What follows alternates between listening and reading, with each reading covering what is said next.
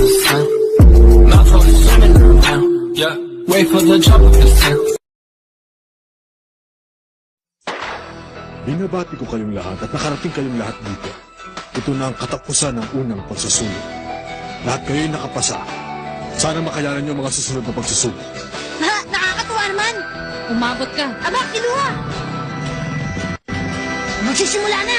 Kinakabahan na yata ako. Ako rin, dahil hindi natin alam kung ano nasa loob niyan. Baka pagbukas sa atin ay bigla na lang may umatake sa atin.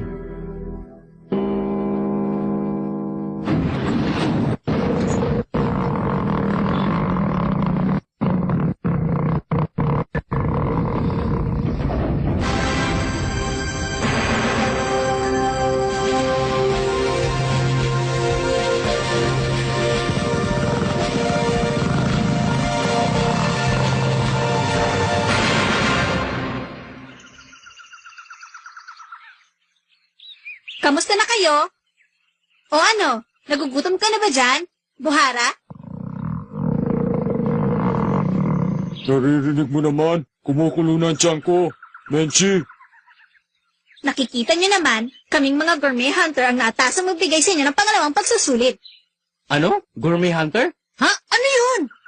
Ang gourmet hunter ay isang hunter na naghahanap ng iba't ibang uri ng pagkain. Yung pinakamasarap na pagkain sa buong mundo ang pilit na pinapahanap sa kanila. Siyempre, ang mga hunter na ito ay magaling din magluto. kung ganon, ang gagawin ay... Tama! Ang pangalawang pagsusulit ay pagluluto. Pagluluto? Sa hirap lang inabot ko sa pagpunta rito, paglulutuin niyo lang pala ako. Ikaw mataba! Kung may reklamo ka, pwede ka nang umuwi. Ha? Sino man sa inyong may reklamo sa ipagagawa ko, mabuti pang tumalikod na at maglakad ng pauwi.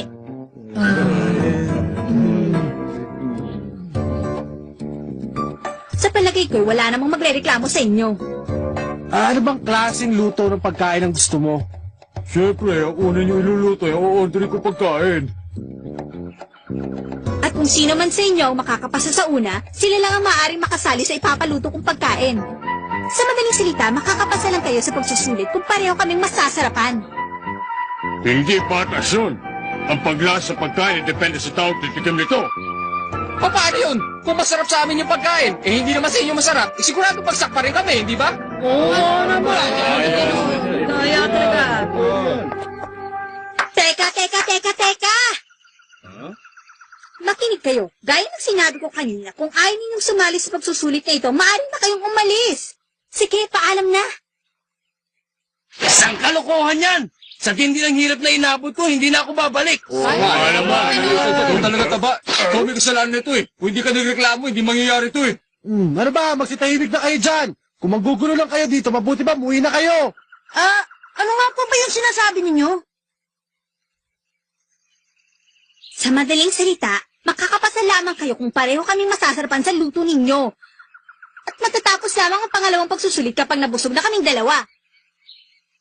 Huwag muna natin isipin yung lalaki. Sa katawan nitong babaeng ito ay mahina lang siyang kumain. Sigurado mababawasan ang paghihirap natin. Hindi pa naman ako natutong magluto. Hindi ko rin inaasahan ng ganito. Ako! Nasubukan ko na!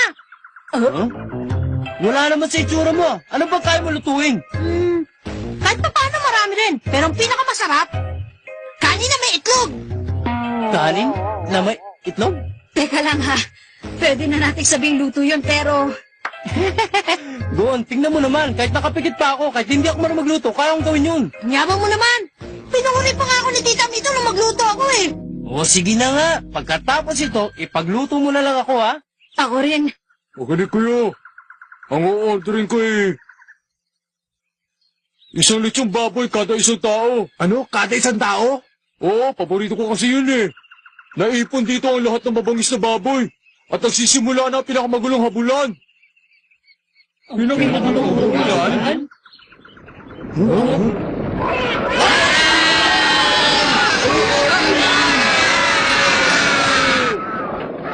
Ang pangalawang pagsusulit. Susugurin kayo ng mga baboy na yan gamit ang kanilang matitigas na ilong. Kapag nagpahuli kayo sa kanila, gagawin nila kayong pagkain. Kaya dapat matibay yung tuhod nyo sa pagtakbo.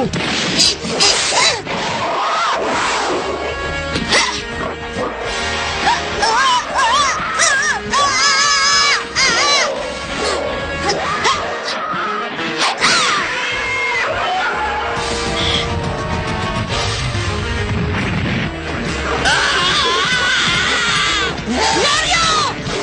Sa ulo! Sa ulo! Kahinaan ng mga baboy! Ano? Sa ulo? Ha?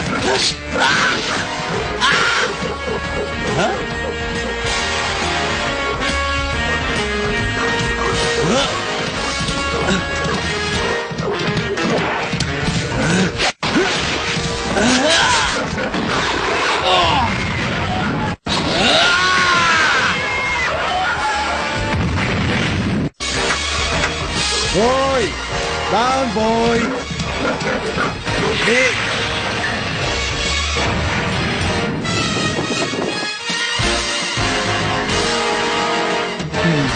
Yari.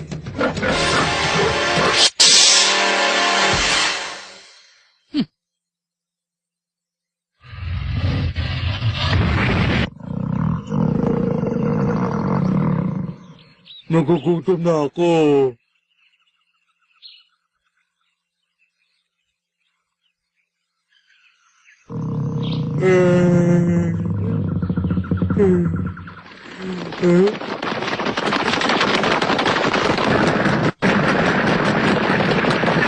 Ito na ang pagkain!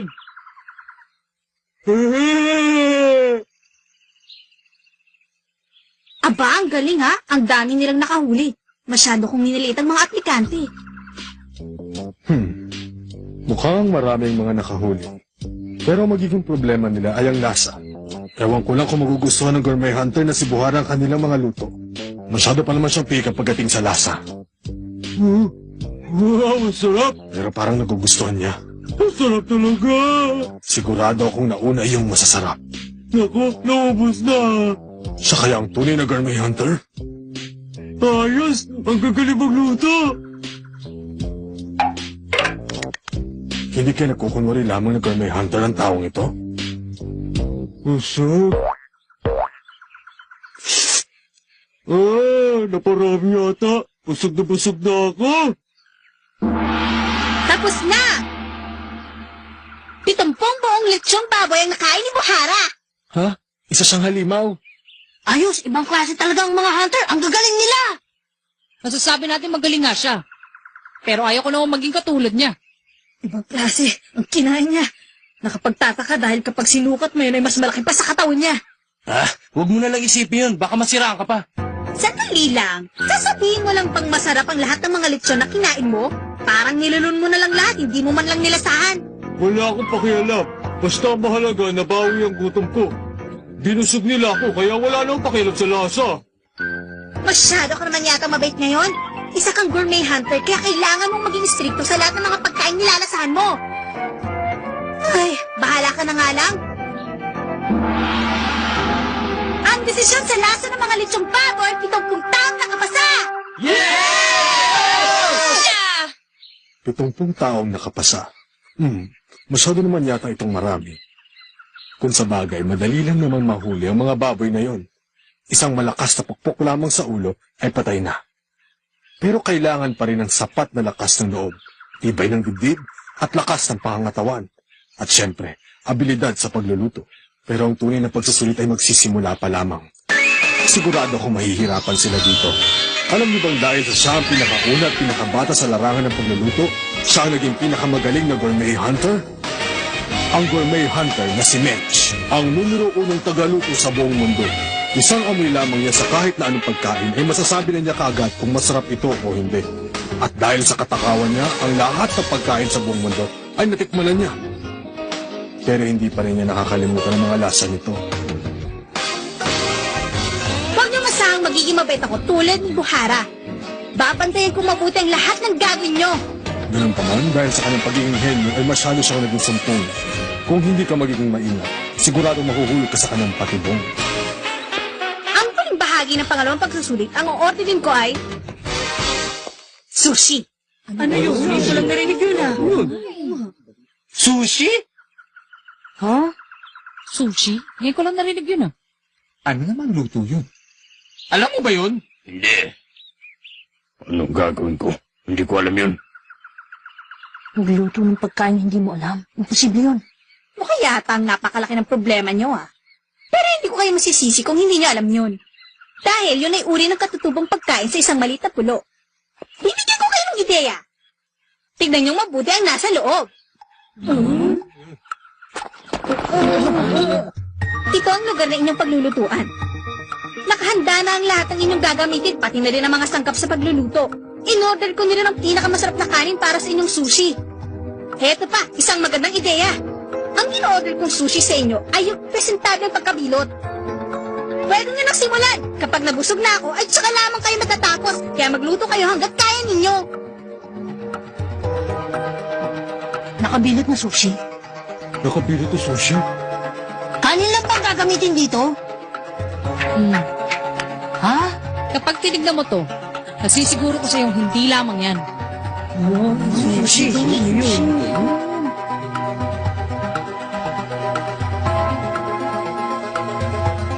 Pasado na ako. Sigurado yun.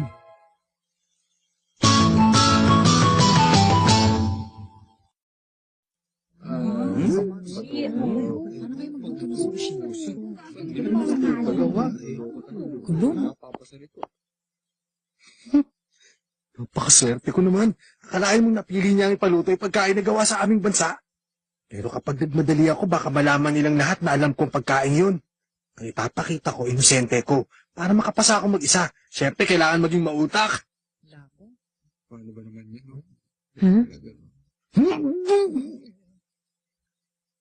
Sigurado alam niyo ang pagkain yun.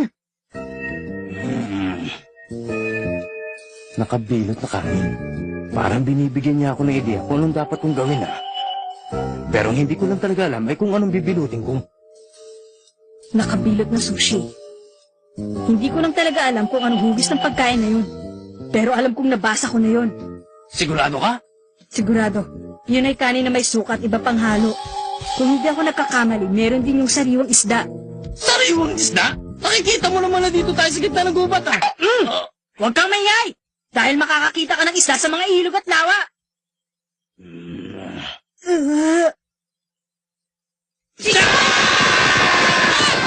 May laya at mga chismoso mga to. Ang lalakas ang pandinig. Kamali yata ako ng sinabi, kakahimik na nga ako. Ako, meron pa palang ibang nakakaalam nun. Masaya ka ba, Ton? Pamimigwit ang hilig mo, di ba?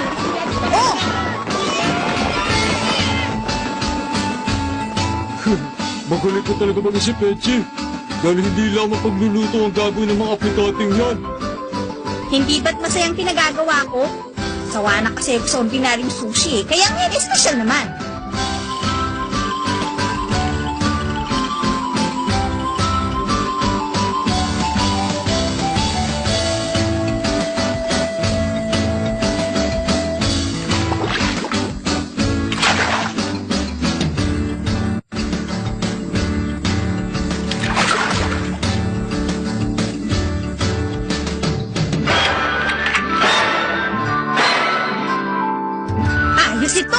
Hindi na ako makapaghintay sa kakatuwang gagawin nilang lahat. Nandito ako bilang tagapagluto, hindi tagapagbigay ng pagsusulit. Ano? Tagapagluto? Hindi yata bagay. Ano yun? Wala akong sinabi.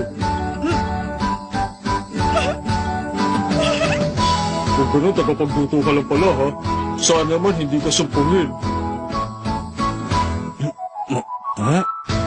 Sigurado na ako.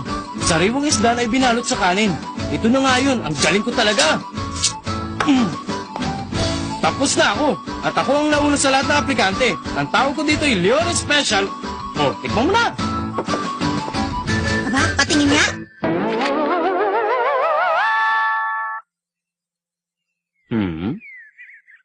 Hindi tama yan! Ano ka ba naman? Pinaghirapan ko yan. Bakit mo tinapon? Tumigil ka, baka ibagsak kita dyan. Mabuti ba umalis ka na lang sa harapan ko? Makinig, ang hugis ay importante. Kapag hindi ko nagustuhan ang presentasyon ng inyong sushi, hindi ko ito susubukan. Tsura mo. Yabang mo. Ayos, ako naman ang susunod. Halos pares lang kayo ginawa ng number 403. Magkapareho lang kami ni Lyorio. Alam kong nararamdaman mo, Gon. Ano sabi mo, Kurapi ka? Aba, ayos ha! Sige, rapid lang! Mali! Ha? Ano ba ito? Sunod! Mali rin! Next! Teka muna. Ulitin mo, isa pa. Ano nga ba yung sushi ginagawa sa mga aplikante? Isa ka pa, Hindi tuloy ako makaalis dito.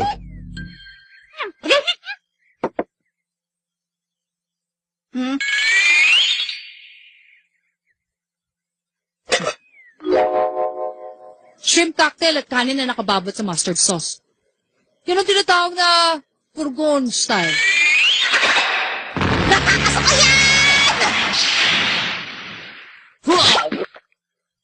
Susunod!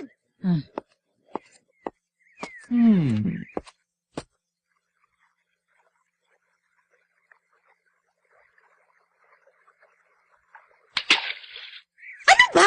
Wala pa ako nakikitang tama sa mga ginagawa nyo. Papatayin niyo ba ako? Ano po ng mga tao ito? Wala naman lang makaisip ng tama. Ang dami ko na ibinigay na pluma! Dahil wala akong alam tungkol sa hugis, ang dapat ko na lang gawin ay pag-isipan ng mga sinabi niya sa amin kanina. Ang hugis ay importante. Dapat ay magustuhan ko ang preparasyon. Natitiyak ko na ang presentable at masarap na sushi na gusto niyang ihain sa kanya ay may hahalin tulad sa isang ordinaryong fried chicken o di kaya isang hamburger.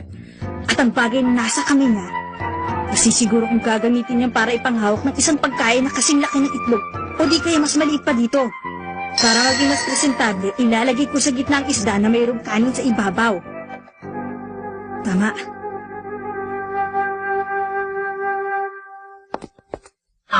Ayos na! Tikman mo ito! Isa ka ng bata ka. Wala ka rin pinagkaiba doon sa pinakaunang nagpresenta.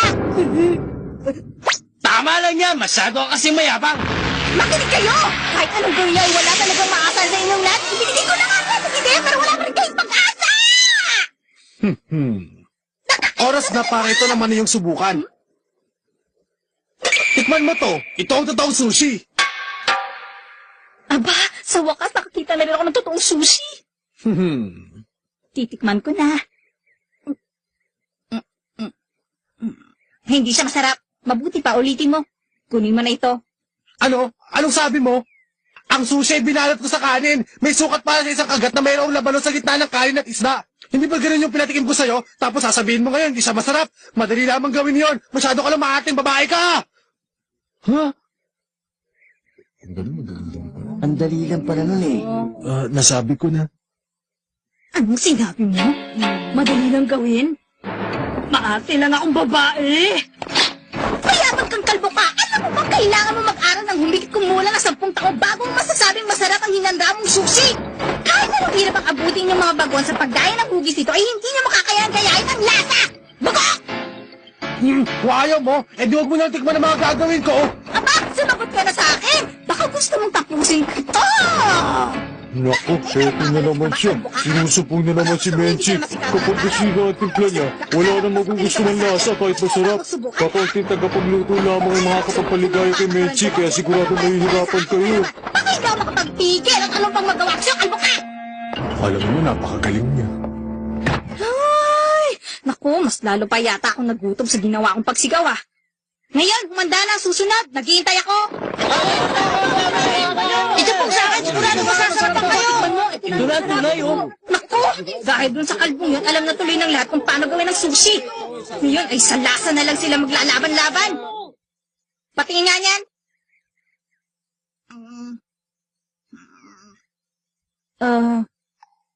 Mali. Mahirap na siyang nguyain. Masyadong madiin ang pagkabilot mo. Menchi, masyado ka yata stricto. Tumahimik ka na nga dyan.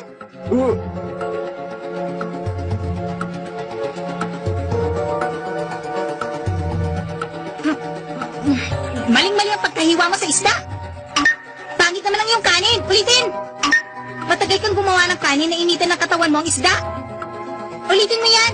Ayaw ko ang lasa. Ulit.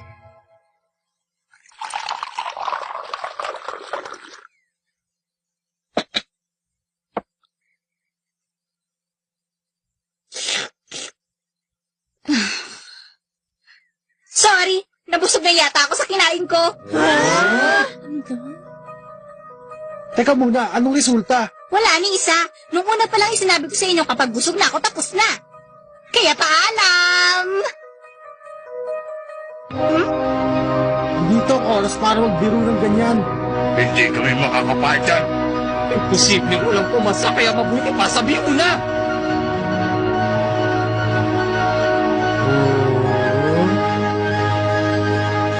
Bakit? Ano na kaya mangyayari sa Hunter exam?